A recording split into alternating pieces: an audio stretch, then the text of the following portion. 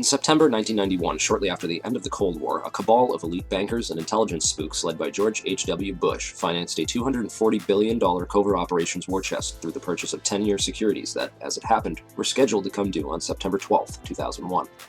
Project Hammer was undoubtedly used for a wide variety of illicit intelligence operations. Evidence shows that several federal and private investigations had already stumbled upon the Hammer Fund and were compiling evidence on it up until the 9/11 attacks.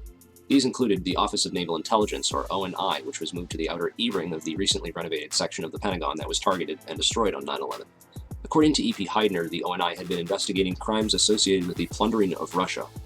39 out of the 40 people who worked in those offices were killed on 9/11, including the entire chain of command. The Pentagon's financial accounting offices in that same wing were also an obvious target, as were the passengers on board Flight 77, many of whom coincidentally held top-secret clearances and were connected with Pentagon black operations. Agents of the Office of Naval Intelligence had also been investigating financial transactions which were linked to securities being managed by those securities dealers in the World Trade Center that were also targeted. 31% of the 125 fatalities in the Pentagon were from the Naval Command Center that housed the Office of Naval Intelligence. 41% of the fatalities in the Twin Towers came from two companies that managed U.S. government securities, Cantor Fitzgerald and Eurobrokers. There were three major security brokers in the World Trade Center: Cantor Fitzgerald, Eurobrokers, and Gardner Intercapital. At 8:46 on the morning of September 11th, Flight 11 flew directly into Marshall McLennan's secure computer room in the North Tower, right below the floor on which Cantor Fitzgerald was situated. Cantor Fitzgerald was the largest security dealer in the U.S. Shortly after that, a massive explosion went off just under the FBI offices in the North Tower on the 23rd floor. Fires were reported on the 22nd floor at 8:47. There were also explosions and subsequent fires reported at Gardner Intercapital on the 25th floor and in the basement of Tower 1 as well. Shortly thereafter, at 9:03, Flight 175 hit the South Tower right below the floors on which Eurobrokers was situated. In all three cases, the explosive, fiery destruction consumed the offices and the several floors above, destroying files and trapping victims inside. In the midst of all this, Building 6 was destroyed by an explosion that took place before either tower fell.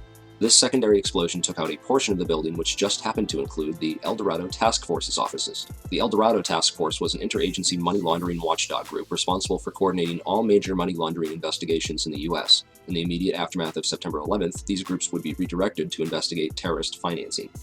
Building 6 was located directly between the North Tower and World Trade Center Building 7. While large portions of World Trade Center 6 were gutted by explosions and later by falling debris from the North Tower, the building itself did not suffer a global symmetric collapse at near freefall acceleration as did Buildings 1, 2, and 7.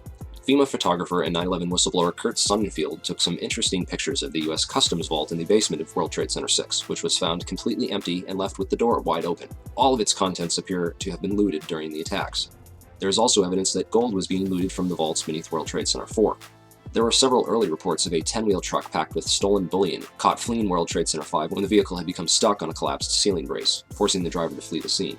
Many researchers have stumbled across one or two of these anomalies from time to time: the empty vaults, the secondary explosions, the fireproofing upgrades on the exact floors coinciding with failure and impact in the towers, the suspicious power downs and evacuation drills, the World Trade Center tenants and security firms like AIG, Marshall McLennan, and Kroll, and their close ties with the intelligence community, etc., etc. These anomalies are not unrelated, but nevertheless became lost inside the chaos of that September morn, the aftermath and subsequent cover-ups.